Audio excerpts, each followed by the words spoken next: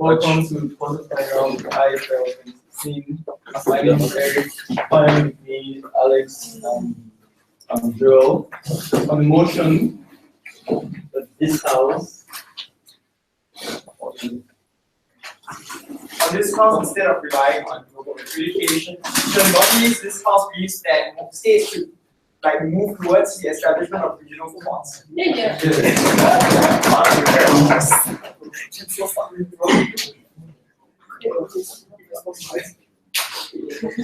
There's a pandemic in international relations.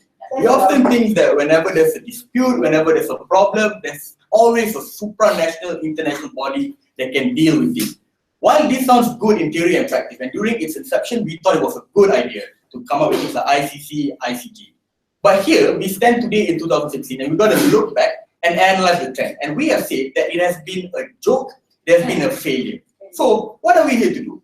We will tell you that we wish to establish regional court system instead of the ICC. But first, there are certain caveats, only two, don't worry. So, what are the litmus tests that needs to be passed for us to ensure for this proposal to go through? Firstly, there needs to be a regional body that provides somewhat of a common constitution, a common code of conduct, a common framework of how countries interact with each other, or how countries deal with each other. We are talking about things like the African Union, we're talking about things like the European Union, we're talking about things like even ASEAN. Secondly, there must be a willingness to negotiate and trade within this country. We're talking about the African Union, there's provisions on how they can trade, how there's low tariff, how there's freedom of movement. Even in the EU, we all know the Schengen policy, and this applies to ASEAN as well. Right, that's the caveats in this. Okay lah. So just in case the conflict is between regions or transnational, what's the solution to it? If you want to play dirty like that, then we'll decide where the crime happened, and then let's say if it happened between EU and Africa, and shit happened in EU, we'll decide in African court, okay? But I think for this debate to go smoothly, let's just talk about regional first. In case you want to muddle it up later, you go ahead after. Right. So let's talk about what this debate is about. Because whenever there's a conflict or whenever there's a dispute, there's always a scaling up that we go through. For example, if two countries dispute, we'll always scale up to find a solution. Problem is, in status quo, we scale up to a supranational body. But we say it shouldn't be to that extent. Why? Because our problem in status quo is non-compliance and non-effective international court system. So yes, therefore, our solution is to establish a regional court body. I have three argumentations. Firstly, I want to talk about why is there a failure with the status quo in things like international community. Firstly, it's the failure of compliance. Why does this happen? This happens because whenever there's a conflict, countries refuse to engage with each other and immediately discredit or even abandon things like bilateral negotiation and things like that. So immediately turn to a supranational entity. And this creates tensions within the region. For example, look at the arbitration that failed between South China and the Philippines. The ICC decided that, you know what? The ICC decided that China's claims were faulty. The reason China was absolutely pissed about it is because there had been no bilateral negotiation between China and Philippines, China and Malaysia, China and anyone else. Immediately it went to an international body. Therefore, it gives the perception towards China that, therefore, instead of interacting directly with China, you went immediately to the ICC. And we don't think countries would be very much happy about this. Second reason is the perceived biasness of this arbitration. See, the reason, if you want to fall back to the example of China, most of this ICC and things like that is usually situated in Western nations. Like there's always strong bias. So when the ruling that China's claim was illegitimate, China didn't believe that it was because Philippines had sovereign claims for things like this. Because no one in the region said that. The only reason that infuriated China because they felt that this was a Western imperialism. They think it was to propagate American interest, American freedom of movement within the South China Sea. And that's why South China Sea. And that's why they have a seat now. Have a seat. Let me finish. What are the effects of this? The effects are particularly simple. There's no platform for small or big country to resolve this particular conflict. Like you see in the conflict in Southeast China, nothing is being done because we rely on supranational entity. But there's a breakdown and there isn't a solution, and we think this is a particular problem. So now I have to answer the question: why would our policy ensure better compliance? So in the past, when it comes to regional, in the past, most of the conflict resolution or most of the dispute resolution were always arbitrated by neighbors. It was always helped by neighbors. Why? Because they have been particularly involved in this and they were sensitive to the region. Even if you look at history of colonization, even in Southeast Asia and Africa, always neighbors have always the one that has tried to help and negotiate on behalf of their nation. for example, in Africa, I think Nigeria at one point tried to negotiate with the, I might be wrong, Nigeria at one point tried to negotiate with the Belgians when they invaded Congo. So this kind of negotiation happened. Even in Malaysia, it was Malaysia who arbitrated the conflict between the Philippines and the Moro rebels. What does this tell you? It tells you that the neighbors are more specific to the context that's involved, and there's greater trust and relationship between neighbors in this particular place. Second reason why it ensures better compliance is there's more incentive to resolve the conflict.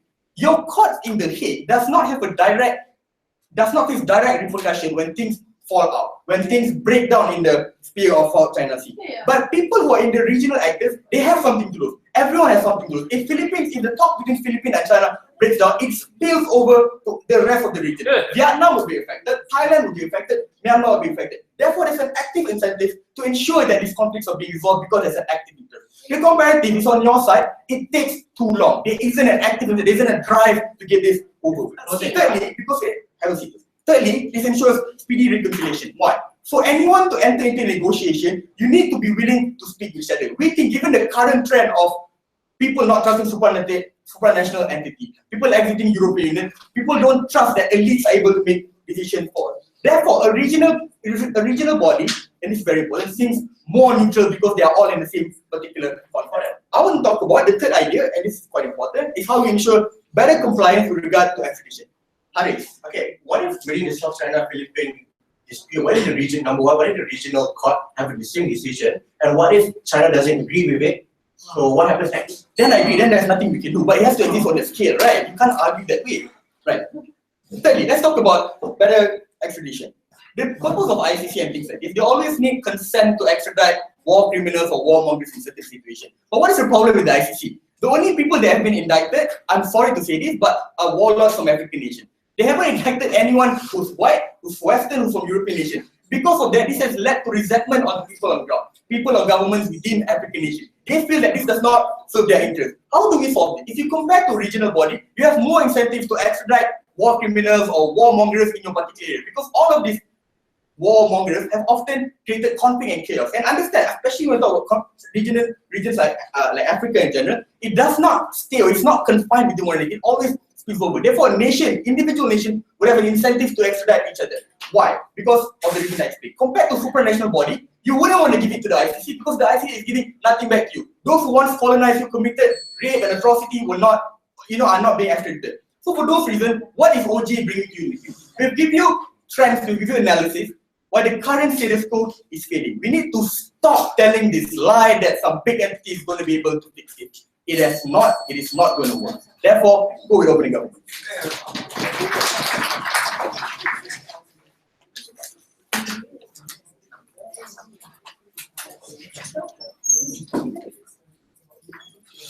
Welcome, leader of opposition. Yes. Okay.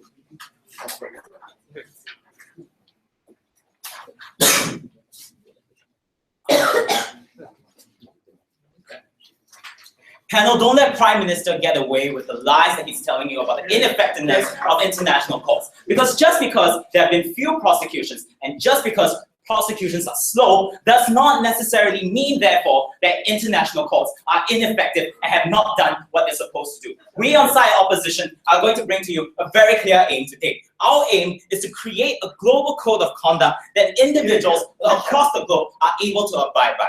Because we think that it is important that we need a standard that can enforce universal agreements that most countries, if not all, have already abided by. For example, international humanitarian law. So what are we going to bring to you in side opening opposition? Now, the context in which today's debate takes place, since side opening government didn't really want to set one, so we'll help them do it, is this, right? If we think that crimes adjudicated by global international bodies, such as the ICC, more often than not, right? First of all, agree, are grave breaches of IHL. However, the important thing to note about this is that they are no longer merely internal or regional, but also in this day and age, they are most likely transnational in nature, right? We are talking about non-state actors such as the Daesh that spans between many different nations. We are talking about proxy wars between countries such as the Western coalition as well as Russia in Syria, right? These are the kinds of transnational crimes that we don't think regional bodies can effectively adjudicate. And furthermore, we think that decisions under context tend to be more respected and have more clout when they're made by an international court decision. We think that there's a reason why, despite there being an existence of dispute resolution mechanisms in ASEAN, many different disputes, such as the one, no thank you, for Petrobranca between Singapore and Malaysia, was brought to the ICJ instead, and it was respected over there. We think that there's more clout in international courts as compared to regional ones, right? So before I move on to my constructive material, let's just deal a bit with what Prime Minister has brought to us today. Now, when Farhan, POI, the Prime Minister, asked what happens to conflicts within regions, and they said that they have to see where the conflict happens, we don't think this is necessarily the case. Because when you listen to the caveat that comes out of Prime Minister, he says that you need to have a regional body that provides a common code of conduct within the region. But here's the problem. A common code of conduct within the region is not a common code of conduct between regions. And we think that this is exceptionally important because if they want to talk about regional nuances, cultural differences, and reinterpretations, no thank you, of international humanitarian law, then we think it's very problematic to say a conflict that spans between Europe and Africa should only necessarily, no thank you, be adjudicated in one regional court and not the other. We don't think this necessarily stands. And then the next thing he wants to talk about is the refusal of engagement, and he brought up the idea of China and Philippines, right? And we think that the first place, the reason why this was brought to supranational courts in the first place was because China didn't even want to negotiate. They just said that this entire South China Sea belongs to us because of some dubious historical reason, right? And even if we accept, all right, maybe they want to negotiate and it doesn't, we think that in the case of a regional court, they have not proven to us, no thank you, that on their side, China will necessarily buy into their decision. Because for all their arguments about precedents, we don't think this means that there's an increase in trust in the decision of international courts. The moment China decides that they don't like the reason why the regional court may necessarily go against them, they're just going to say, screw it, I'm not going to accept that, right? No thank you. We think that that's not going to happen. What is the converse on their side? We think that what's going to happen is that when they talk about Western imperialism, what's happening here is basically whichever is the strongest regional power is going to have their own will, be enforced within the region. And in the case of Asia, it's probably most likely going to be China, right? No, thank you. So we think that what happens in that side is that region, no, thank you. We think that what happens on their side is that even China is strong arms and strengthens its hold and power throughout Asia, right? We don't think this necessarily works. So on to yes. So in the instance where there's a dispute, for example, between Sierra Leone and Rwanda, where it's regional and they both agree on the common set of conduct, in principle, would you have it in an international court or a regional court? We still believe that an international court is far better because here's what I'm going to bring to you, my constructive material. So what I'll start, we think that global adjudication bodies are more likely to be believed and credible upon making decisions, right? Because we think for everything that Prime Minister has said, they are not showing us that why the regional nuances are so great that we require the overhaul of international elements. No, thank you. We bring to you the example of mixed courts being used in an international context, right? With both international and local elements in places such as Sierra Leone, Cambodia, Lebanon, Timor-Leste, right? These have all used mixed courts to resolve their conflicts. No, thank you. And we don't see why there's a need to overhaul it and make it a regional body. If that case is that there's no regional representation, we think mixed courts do it just fine, right? No, thank you. And we think that no, thank you. So what happens on both sides? We think at worst, both sides cannot attribute blame or punishment effectively. But why is it still worse on side government? We think it's worse because regional courts are more open to allow the bending of rules in the soul because of certain cultural reinterpretation of certain rules and norms, right? And we think no, thank you. And why is this so bad? Because we think this sets a very negative precedent throughout. We think this has a very negative precedent in the region, right? Because what we think is that countries now, no thank you, are more willing to hide behind the veneer of court decisions, saying that their use of child soldiers, and because they don't have enough combatants, is necessarily, no thank you, it's necessarily legitimate, right? We think that this this creates an irreversible effect of norm creation, and this is how we impact our argument, right? Norm creation is exceptionally bad, no thank you, because there is no incentive for these countries to change the means which they operate by, because they have already been pardoned by the supposed cultural reinterpretations of courts of IHL, right? We don't think that regional courts serve the function of executing the kinds of international standards as well as international courts are able to do so. But what is our comparative in this case? And here's where we show you why we win today's debate. Because at least in international courts, we have an outright condemnation of your actions. Right? We think that, sure, we agree that these international decisions are few and far between, but they are mostly highly successful where they have worked. Right? We are talking about the international criminal tribunals of Yugoslavia and Rwanda, where we actually have actual indictments of people who have committed war crimes. Right? We have been talking not just about the ICC, but also dispute resolution mechanisms in international courts, such as the ICJ, where many countries bring their disputes to the courts, and they will actually resolve it in an amicable manner. And we don't think China and Philippines is an endemic problem of ICJ, but more of an exception. For all these reasons, I'm very proud to oppose. I'd like to welcome the Deputy Prime Minister.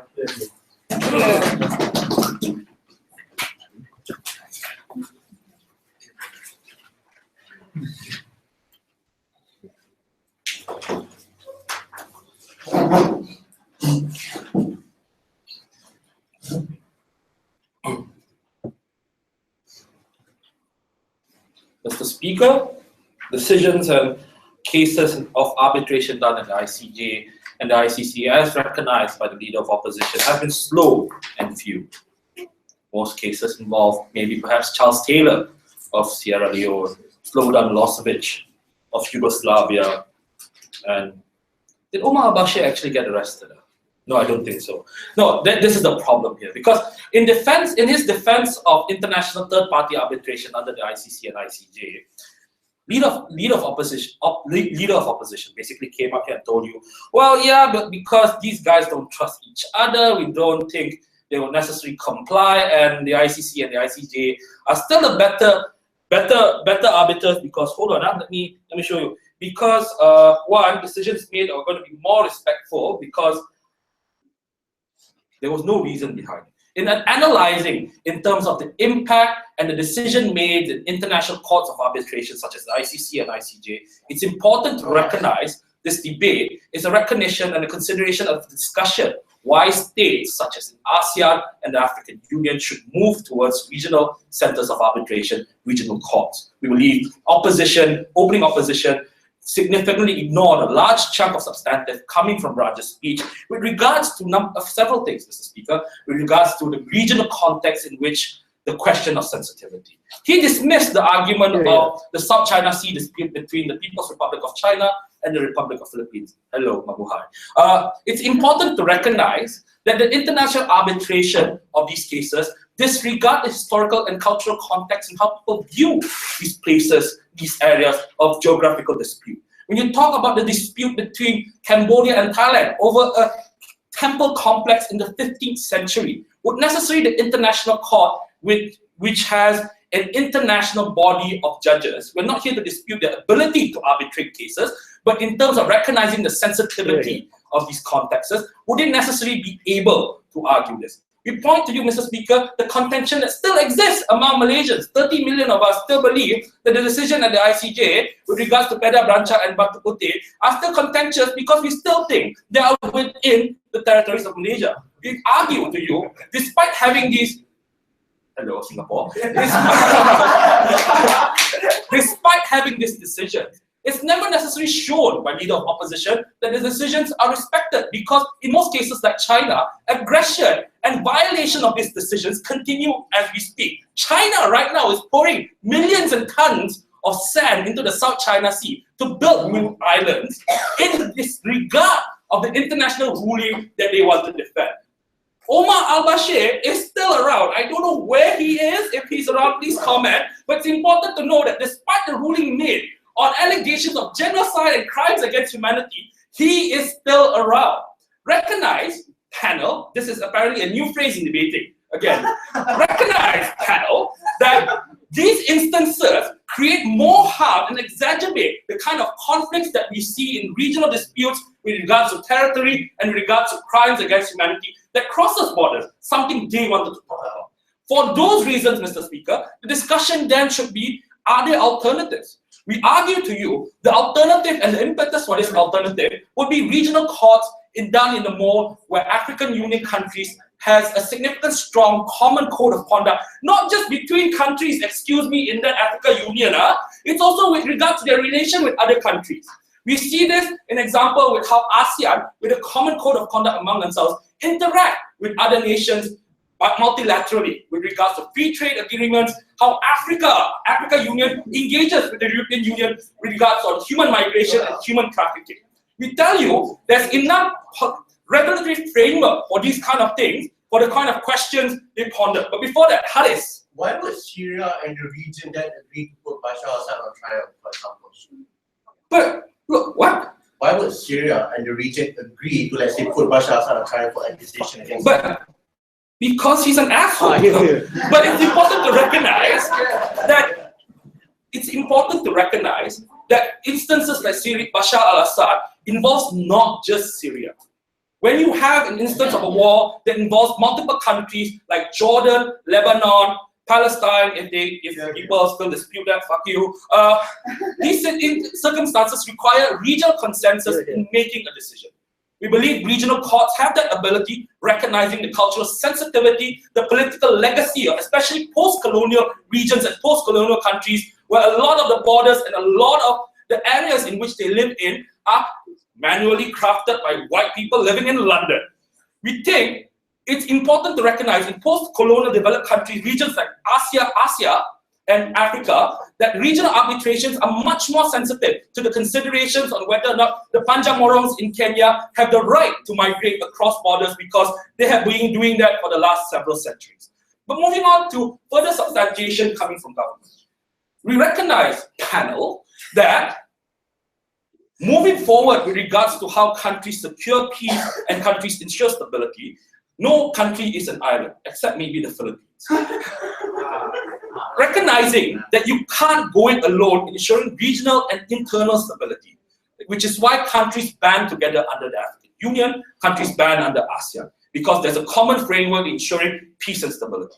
We believe the addition of moving forward with regional courts provide more bite or oomph in terms of how we recognize regional institutions making a play in ensuring peaceful transitions and economic and political stability in those regions. Allowing regional courts to arbitrate disputes at a much more cultural and historical sensitive time setting within those regions allows us to create an environment in which countries can necessarily coexist and find a peaceful resolution in terms of dealing with cases like, is this island mine or is this yours, or why were your people pushed to this side and not mine? We recognize to you, Mr. Speaker, that when you have these regional courts, it sends a message towards it sends a message to member states within the region and other international bodies that we're serious about upholding peace, regional security, and prosperity.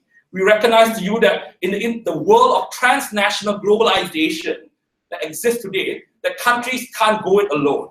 And at best, it's important to recognize your cultural, post-colonial heritage that exists in ASEAN and Africa. For all those reasons, we are proud to propose this motion. Thank you. Thank you, so we can open the house.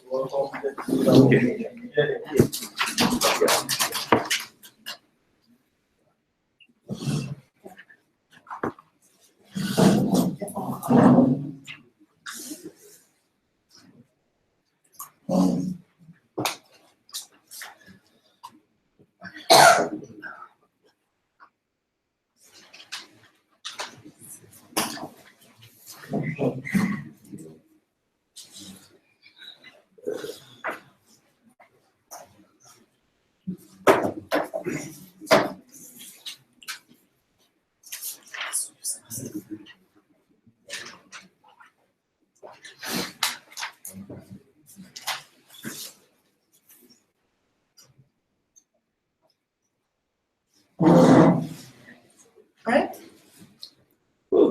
I'll use the word panel.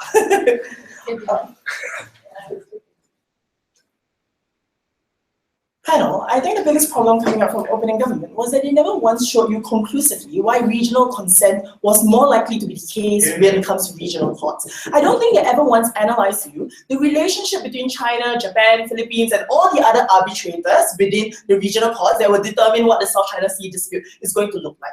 That's why it's important when Woon Wei came up here and told you that the crimes that's involved in today's world is not one that's only within region or one that's locked within individual countries. But more often than not, it's also one that's transnational in its very nature.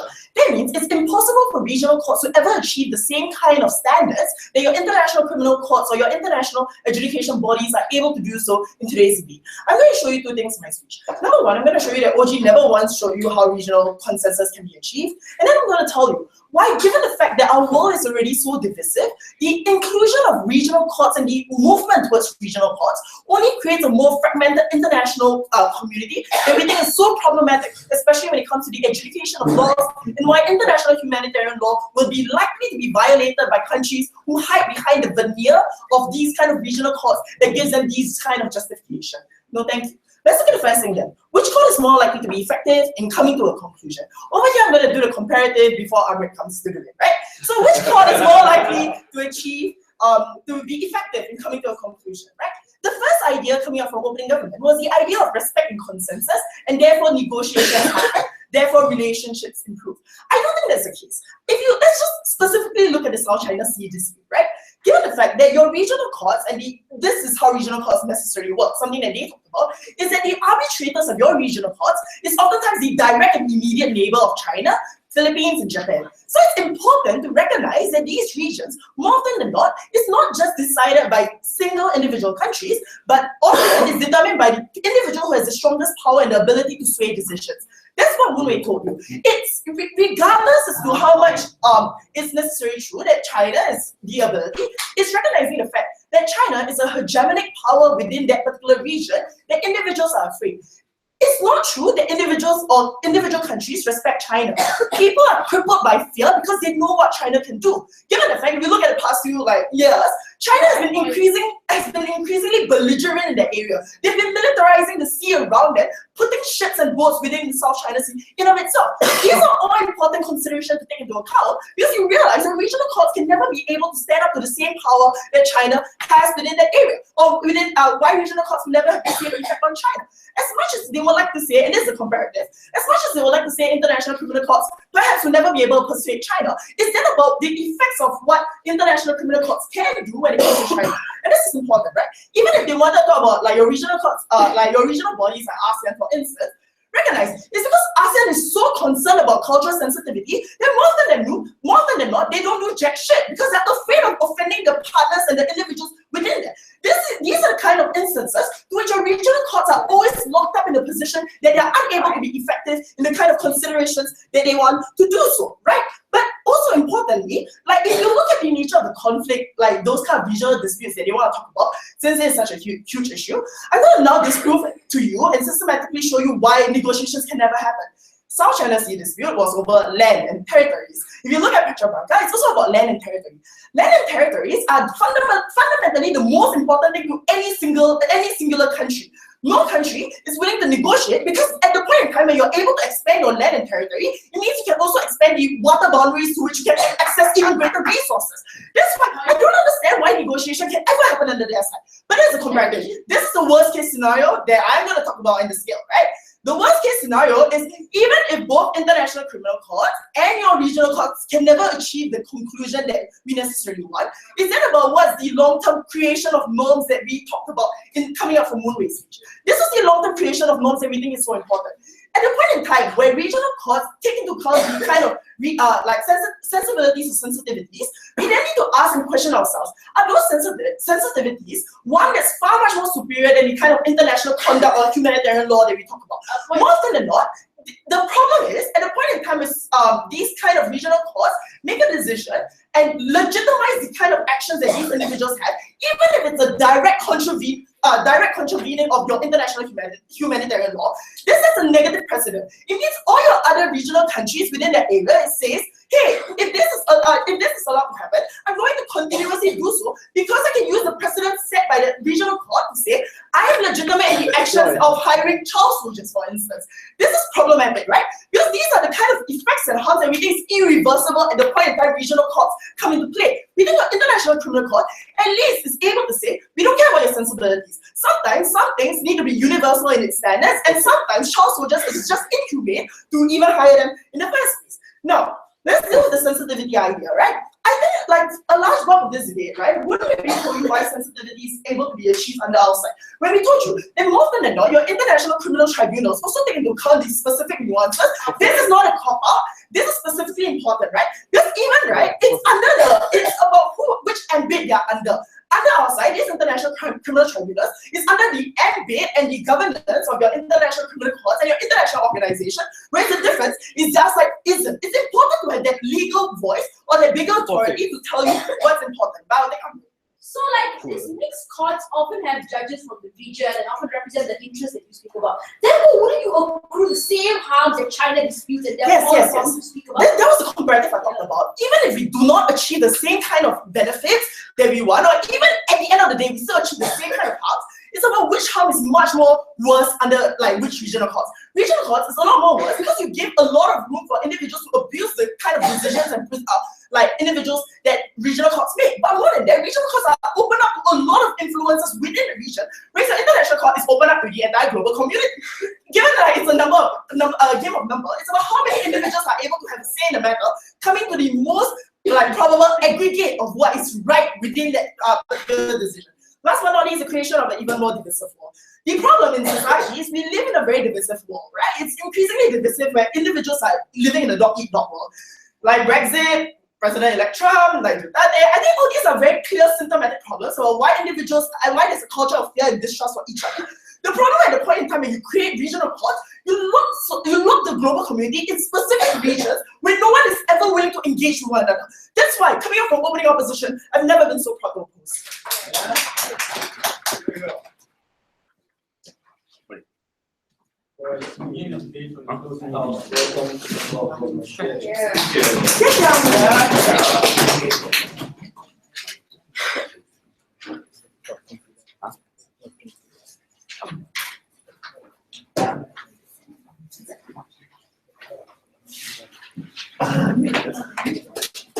I'm a glass head person.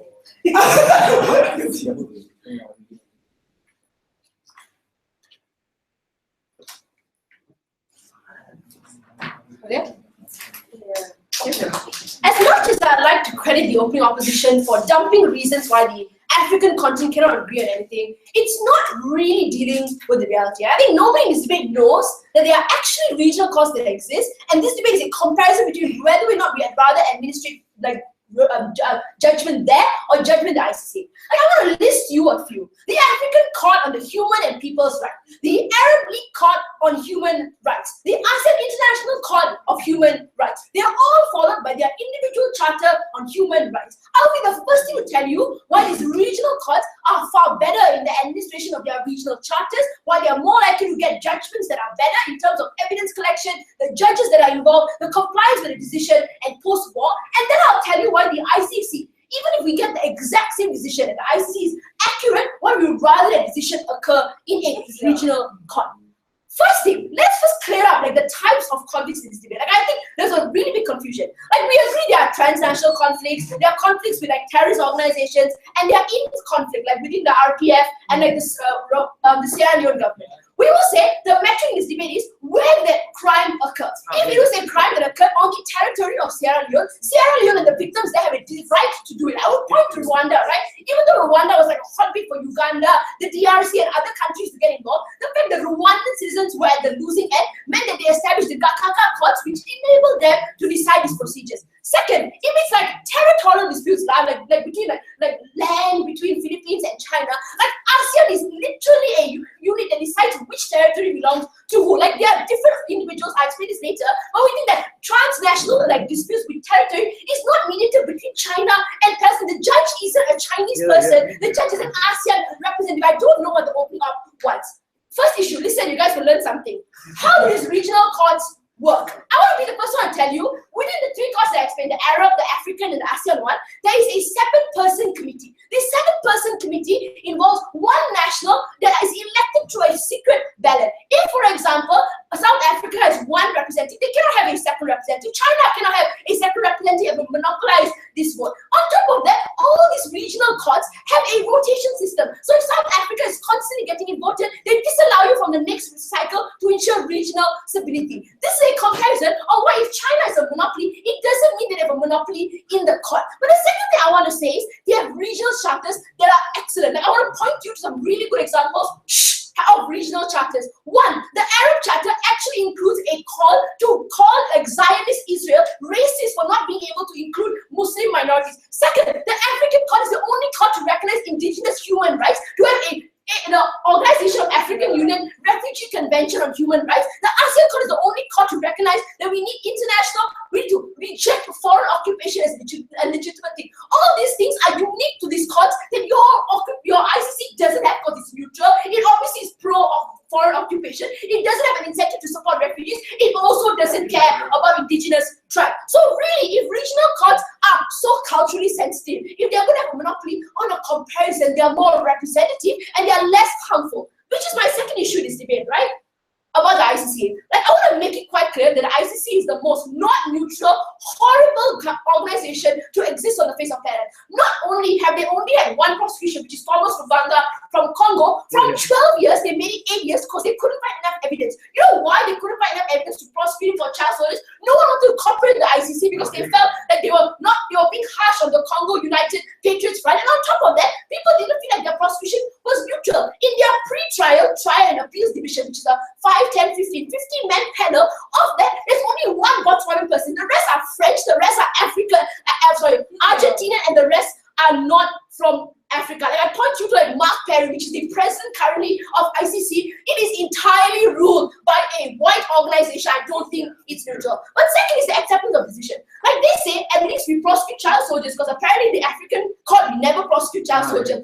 Thomas Lubanga's prosecution of child soldiers was massively overruled in the Congolese court. They gave him a harsher sentence because you know why? In Congo, they realized that your 8-year sentence wasn't enough. It wasn't enough for you to just give an 8-year sentence to a militia leader. They decided to give a harder sentence. What is it that suddenly an African court cannot decide that child soldiers is a crime? I don't understand why you're so racist. But the third thing I will say is there's a monopoly of time.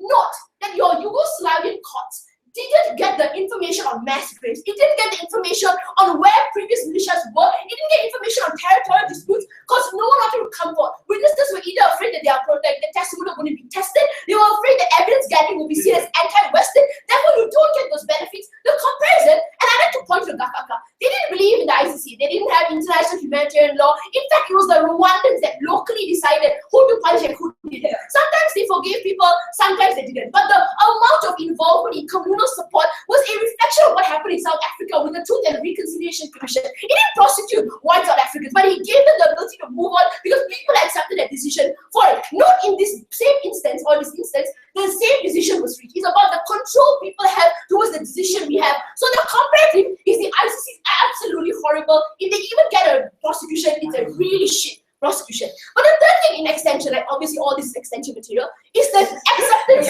of this decision. Because note that the ICC has a problem, like a really big problem. Either they have too few prosecutions, or they have one really harsh prosecution, or they have the exact same decision and nobody cares. Like the first thing I will say is, if there's the same decision, like Omar al-Bashir, it is unanimous in Sudan that Omar al-Bashir should be sent to a court to be prosecuted. But the reason why when he went to Kenya, no one wanted to support him. When he went to South Africa decided to pull out the ICC instead of sending him to they decided to pull the ICC instead of sending him to the Hague. The reason isn't because they love Omar al-Bashir, it's because they hate the ICC so much because it's seen as racist, it's seen as non-prosecutory of like Duterte, of like the Kenyan leader Uhuru Kenyatta, because they have this stupid law that you cannot prosecute heads of state. When the Lord's Resistance Army, Kony, decided that he was going to offer himself in surrender to the ICC in exchange for immunity, the ICC decided they weren't going to do it. Uganda decided they wanted to do it, but ICC said no, it's against justice. Ugandans were unable to end an insurgency because they had no control of their life. The comparison is, if you give them control over the decision, even if they let some people go and they let some people be prosecuted, at least the post-conflict society has control over who the perpetrators are. Because you don't know what happened in Rwanda. You want the person who was on the receiving end of a machete and child soldiers, but they were. So if they decide incorrectly according to your international humanitarian code, that is a decision they will live with. That is a role which you won't have the second Congo War again. You will have a Rwanda that is working towards construction, towards a unity government, Hutus and Tutsis, because you forgave, you forgot, you prosecuted the right people. So this debate is not about heavy prosecution versus none. It's about prosecuting the right people and the right people prosecuting them. I say regional court should obviously do it. Africa is not a homogeneous block of pro-child soldiers individuals. They obviously have the ability to rationalize this, and I think we've given them this power before. The ICC does not have this power.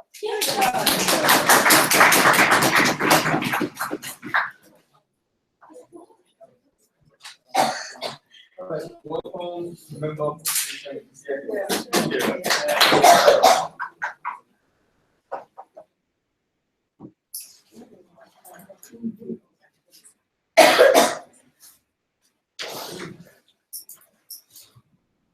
I'd like to thank closing government for highlighting that regional court actually exists. We're not creating new courts, by the way. So we're just talking about whether or not we want to emphasize like regional courts or and also abandon ICC straight away. But something which is a bit missing in this debate is about the understanding on the idea of a jurisdiction of a court and also the appeal system, right? Because one thing we need to recognize very simple, which this is something going to be a main clarification when it comes to my extension. That the failure of ICC also means a failure of regional courts, right? And what do I mean by this? First, let's look at this very idea. Let's give and take, right? Both proposals or both paradigms are not perfect, right? We believe that, of course, ICC is not the most perfect body, because one thing we need to recognize is only been established in the early 2000s. I'm older than ICC, right? So you cannot expect ICC to be the most efficient body at this very moment, because it takes time for people to trust, it takes time for you to create a very good system. But as similar as that, the regional courts are not perfect too. Because one thing that we need to understand is very simple, right? When there's a problem, you don't jump to ICC. There's a form of levels that you need to go through. Number one, you first need to settle it within national level first. If your national level is unable to do so due to, let's say, judges which are inefficient or let's say like jurisdiction that can't happen, then you go to regional courts. But if regional courts also can't do so, let's say in terms of biasness or in terms of the idea that you don't have a jurisdiction and you can't solve it or there's no agreement, then you go to ICC. So the problem, if you say that ICC can't do its job, regional courts can't do shit too, ladies and gentlemen. But the problem here, what we want, especially from closing opposition, is not an abandonment of regional court. But what we believe, what we want, ladies and gentlemen, is that we need to have a backup system. Like, we want to solve it within national level. We're okay with regional court can solve it. But if things goes wrong and you don't agree with the decision, we need to believe that the ICC then should then be a body that you can appeal to, ladies and gentlemen. And we believe this is something which is okay, right? Because but if you still don't agree with the ICC, then again, that's based on what OG talked about. There's nothing you can do about it. But we believe it's still okay for the ICC to be there, because even if you disagree, with the pressure that comes from the international community is way better when it comes to regional body. Yes. So if the ICC is a check and balance for regional courts, why can't regional courts be a check and balance when I really hate the prosecution of the ICC? Wait, again what? If your ICC is a check for the regional courts screwing up, why can't regional courts check ICC when like Rwandan citizens felt like the ICC did not do them any justice? So that's the thing, like it can, but the problem is you are abandoning ICC and you not want to you want to abandon ICC and not even resolve to it. It is. I mean, we believe that it is okay, because as I mentioned, it's not like every case we eventually go to the ICC. We believe that it is okay for you to still like depend on regional court. But the problem is for you to abandon ICC and believe that regional court should be the only way for you to do so and the end to all this form of cases. If we don't think which is something that we're okay with, ladies and gentlemen. So what we're willing to do is very simple, right? As I mentioned, that it's something which is still in an infant stage. We believe with all the problem within the ICC, what we first need to do is a further improvement within the ICC. If you believe the ICC is then full of white people, then put people of different colors and make sure that the ICC has a bit more accountability, right? Putting more pressure on the ICC, something we must do. They didn't tell us why change and improvement can't happen within ICC, especially when this is something at a very early stage.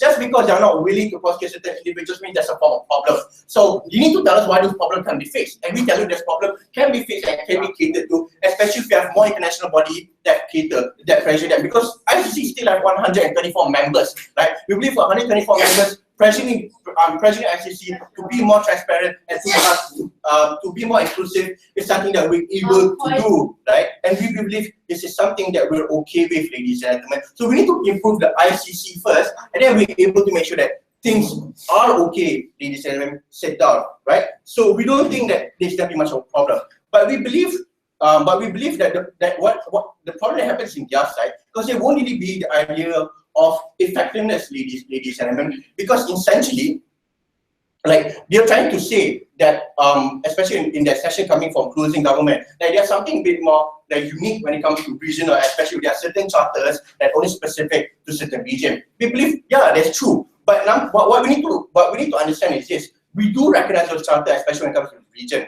But the problem is, there are countries even within this region that might disagree with that form of charter, right? If they disagree with the form of charter and the regional court shut them down and say, this is charter, where do you then go? Because based on your case, that is the end, right? And we don't think this is something that we're okay. ICC is there to say, because you cannot just say, just because ICC disregards certain form of culture or disregards certain form of statute, it's something which is automatically invalid. Since different countries have different form of opinion and such, we believe this is something which is fair from the ICC to do so. What you don't provide is another speech and another perspective. That is why even within the court system, even though you can have the one single best judge in the world to adjudicate the case, you don't do that. That's why we have a panel of 3 individuals, because they have different perception. It's just similar as when it comes to this. Regional courts have a lot of individuals, but they can be wrong too. That's why you have another tier of system that you can appeal to, and the ICC will be the one to then adjudicate. But of course, granted that they need to sit down. You need to granted they need to improve internally, ladies and gentlemen. This is something that government side do not provide within this case, ladies and gentlemen. So it's not absolute that your culture will be dismissed, because we can improve on that. But you can't say that absolutely that culture must always stand, or the charter must always stand, because there's always going to be disputes, right? But the one thing that we absolutely provide is that at least like there is a bit more effectiveness, right? Because if it's regional and you disagree with it and such, but there's nothing much you can really do about it, because there's nothing much region can do. It's as mentioned by the people that are opposing side, like, what can you really do China if China disagrees with it and such? And especially if it's regional decision, we don't think like EU or the other Western countries can interfere because, hey, this is a regional problem, don't do anything about it, right? But what we can do, if you disagree with the ICC decision, even if you can't prosecute you, the pressure to sanction, the pressure to boycott is something that the ICC, the community itself, can then pressure you to do it. Something that does not exist within regional, right? And we also think it's problematic. ASEAN, EU are actually economic bodies. We don't think that, especially if you are the one forming the regional courts, even if you have a representation for individual, but an individual represents a particular country, means that you, whatever decision you make represents that country. You put those countries and those economic bodies with so many pressure. We don't think they're able to make those decisions well, in comparison to ICC, which are meant to be neutral, are meant to are comprised by individuals from a lot of different countries. We believe ICC can make the best decision. We acknowledge it's not perfect, but we can change it. But your proposal of not having another way, another appeal system is worse. It's much worse. With that, thank you very much.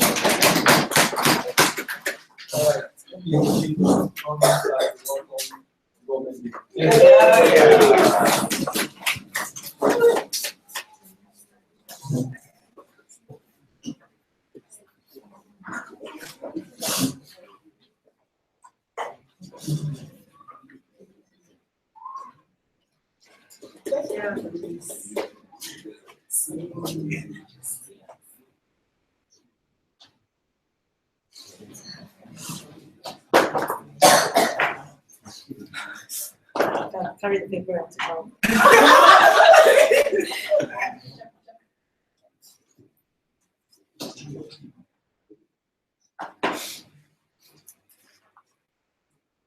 The hatred that so many people have accumulates when you impose some kind of universal justice that they don't believe in upon them. This means that their perspectives, what they believe is true or the things that they value, will never be in play in whatever courts that ICC, whatever decisions that the ICC makes. I think it's a failure on their side to shut out these people. I will first deal with like some miscellaneous things on like the biggest cop out that ever happened on closing a government, and then closing opposition, and then dealing with the very few responses that came to my extension speaker, as well as taking out completely.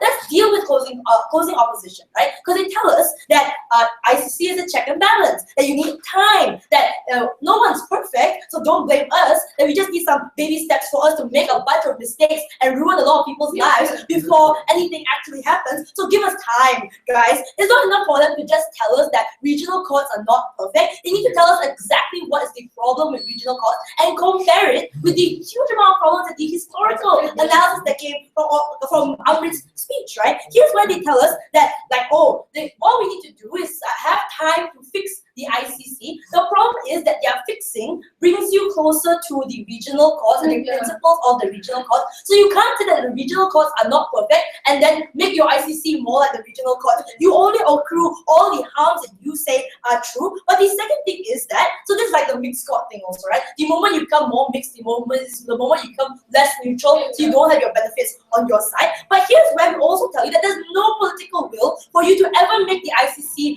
more diverse. There are a lot of times the universal values is exactly what people think the white Western liberal people are, and they are progressive, and the perception that anyone else is not as liberal, therefore they cannot be part of the ICC, because the moment they are, then they'll be less neutral and less liberal. That's the horrible racist sentiments that will always exist in your political will. The UN has like literally all filled with the US, with China, with like France, all these people who would never listen to like anyone else, right? If China is a bully in the small pool of Asia, imagine all these people in the International Security Court that become even more of a bully in comparison, right? But here's where I'm going to explain to you like several important extensions with very little response coming on their side, right? So Amrit tells you that like regional courts have specific benefits. So for example, better administration, better discussions, and even when the ICC is right and the regional courts are wrong, it's still better off on their side, right? The only response that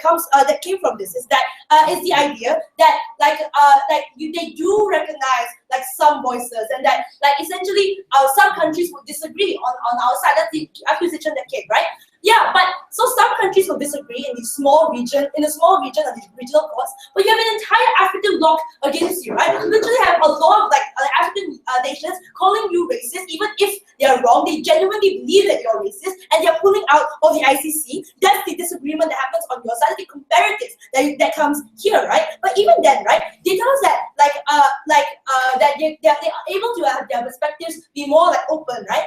Look, your perspective and your benefit is literally that it is universal, international, and international one, right? The moment you allow more perspectives in, then you won't have your universal values anymore. That's why the harms of bending to regional courts will happen on your side, which you don't think is necessarily a harm. Yours is an imposing one, rather than ours that allows people to actually speak out against atrocities of racism, right? This is where Amrit tells you that essentially the ICC is, even if the ICC makes the right decision and is fair and just in your eyes, it's still better off, because essentially the perception of people on the ground is that the ICC isn't fair, right? Insofar as the people on the ground are able to create their own reconciliation, even if there is a skewed one, means that they have more ability to create peace in the future, right? If conflicts are closed up and have closure upon it, this means that post-conflict reconstruction isn't impeded by re-insurgencies. For example, the Second Congo War that I'm explaining to you about, right? These are things that we necessarily prevent,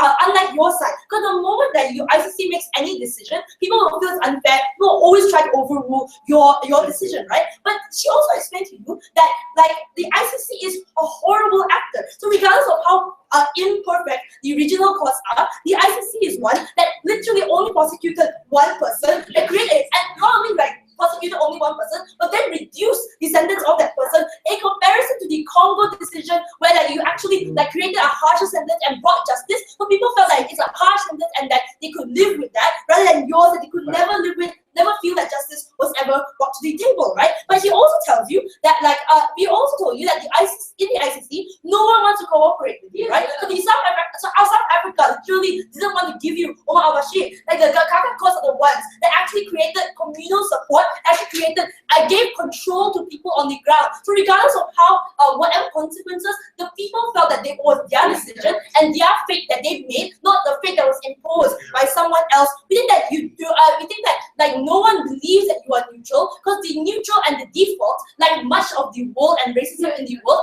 is that the default is the straight white man. Same way, right? The default is the straight, the default is the liberal white country, and that's horrible. People won't ever believe you on your side. Okay. Before I move on to taking out open opposition, sure. Oh, okay. So all the benefits that you talk about can and only will be achieved if everyone within the regional court have the same unanimous consensus. At a point in time where a defect happens, or people don't believe in your regional court, what happens? Okay, so either way, we might fail and we might succeed. We are more likely to succeed, and if we fail, it's a small country within a small pool of people, that a small pool of countries that are more likely to be convinced by each other because they actually have, like, they're actually in the same region, have the same kind of the same values. In comparison, if yours fail, that's a whole African bloc against you, the whole ASEAN that believes that you are shit. China can actually convince the whole of Asia, because the cop out is always that, yeah, they are the anti-West, and they're the West, and you'll never believe that, right? We think that the open opposition literally only wanted to debate on this whole transnational context. So they kind of box themselves out a little bit. But here's where we, like Amrit specifically, dealt with all like scenarios, right? We dealt with the scenario by prioritizing the victims over anyone else. Victims that necessarily believe in their own values, but not you. But we also dealt with like within the region, right? When like these are countries that already agreed upon that convention and signed it. So like China can't use the copper or saying that they are the West. Like literally, all the Asian countries will be more skeptical of China than ever before. Then they have more pressure to China has more pressure to comply in comparison to always pointing to like racism. Means that you're more credible and believable on our side when people actually know and can call you out on it, and also have the collective bloc. Unlike yours, the Asian countries are always going to be silenced, never speak out. At least ours, someone will speak out and have the power to do so without interruption.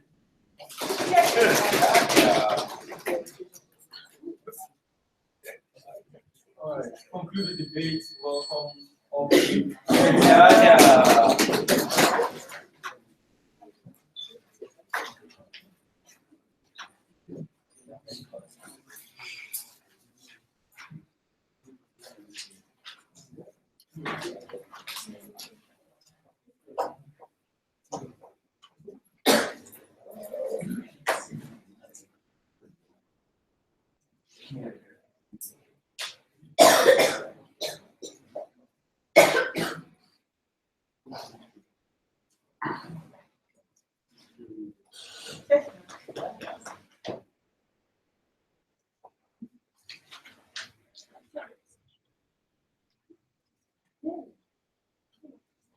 The problem with government was the idea of when regional courts fail, what happens then? We think that's where ICC plays a role, because coming from closing opposition, we told you that when it comes to the process of cases, it isn't necessarily just doing all cases to the ICC, but it's always a process that goes through. When the process goes, that means eventually regional courts is within that processes, but when that fails, what happens to that case? End of the day. This is when I tell you that's when ICC plays the biggest role when it comes to ensuring that case is something that's solved at the end of the day. Right? That means if ICC fails, that also means regional courts fail at the end of the day. So the government's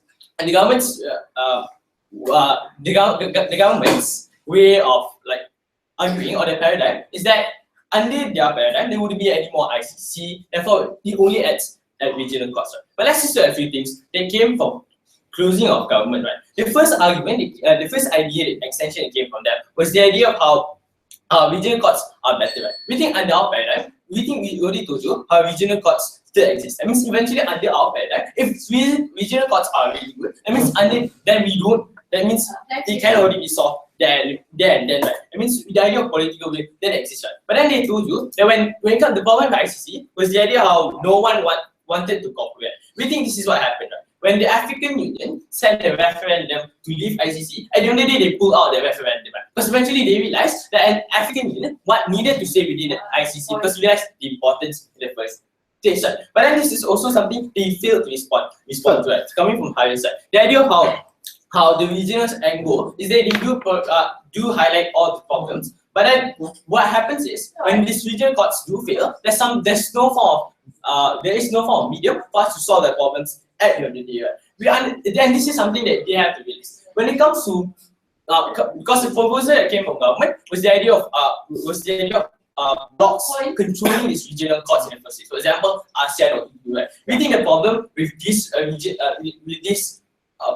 bodies is that most of the these bodies are more likely to be more upon economic policies in the first place. That means regional courts that's controlled by these bodies are more likely to act or make decisions based on the interest of the countries in the first place. For example, it means if Malaysia is leading a regional court, they are more likely to not go against China because they needed the economic help in the first place at the very beginning. That means in regional courts, there will be nations that do not get prosecuted and nations that will get run away in the first place. Right? Why is the main issue in this debate? We think the issue that has been continuously argued was the idea of effectivity within ICC and ICC and also regional courts. Right? What is the main argument coming from government? But before that, opening. Your opening said that regional courts are always bad and biased. You are now saying that we should go to regional courts first. So are you knifing your opening up? We're saying there's a form of process that goes, right? And that process is something that legitimizes what the ICC does at the end of the day. This is something that government side failed to understand. What is the first thing that came from side of government? They told you the idea of failure. There's no bilateral negotiations, and suddenly under regional courts, there's going to be a compliance. There's going to be reconciliation and consent and all of that. At the very beginning. Number one, we don't see it. They thankfully just went slippery slope and jumped to the conclusion that as long as it's within your region, therefore people will then be complied to follow what the court say. We think that doesn't really show any form of difference between regional courts and ICC. Second level is that fine. We think it's fine. We assume like within the Spratly Islands ruling, China wouldn't agree regardless whether it's ICC or in regional courts. But the difference is China would have no power to overrun or overrule the ICC's decision in the first place. What is this? Because what's happening right now, right? They do not agree with the idea of what ICC is ruling in the first place, but eventually there is no movement within Spratly Islands in the first place. They're not willing to engage or reclaim that land, because they know if they do that, more nations, the international community will realize that they wouldn't like China even more in the right?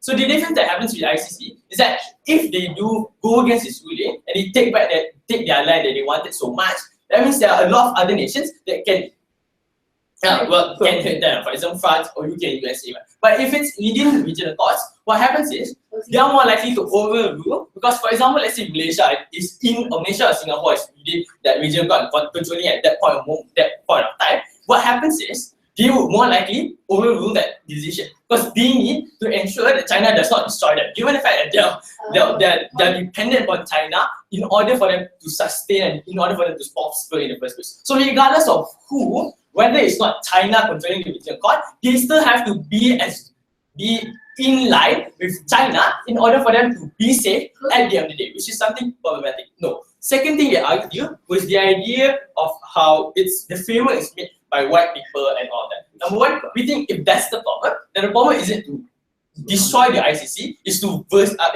diversify the ICC itself. This is what we tell you, coming from high speech, we think we're always okay with the reformation of ICC, which is no problem in the first place. But let's just understand, even if it's white people, we think in the end of the day, these individuals have always been arbitrators of human rights in the first place. I mean, these are individuals who have started and realized that human rights is something they have to fight for in the first place. And eventually individuals adopted to these ideas in the first place. We think what can happen under our paradigm, so we can pressure this individual. There's a form of pressure that happens that can, like the international community can pressure this ICC to become much more diverse and much more universal at the end of the day. Right? Because if they don't do that, the pressure is important. The pressure is something that can happen, and most likely that international arbitrators will listen to it because they don't want countries pulling out of the cake. They don't want countries to pull out of the Rome Statute, meaning that's more likely for them to change to become better everything. The problem with regional courts, there won't be any form of change if one nation disagrees with it at the end of the day. I mean, eventually, if a nation thinks that that's not a form of code of conduct that they wanted at the very beginning, that's not something that's going to change, regardless of the regional courts at the end of the day. What did Haris told you? We told you there's a form of movement that goes within cases, right? Means it goes through regional and international and MIDP. But then we also told you how when there's different codes of conduct, there's no form of perspective that can be enhanced or be inclusive within this nation's cases in the first place. And we told you how culture isn't a form of absolutism. Just because there's a form of historic culture doesn't mean that's something that's actually to always take into everything. If that's the case, then any bad culture will still remain within those nations and we will always be okay with it. With all these reasons, we're proud to propose. Thank you. Thank you. Thank you. Thank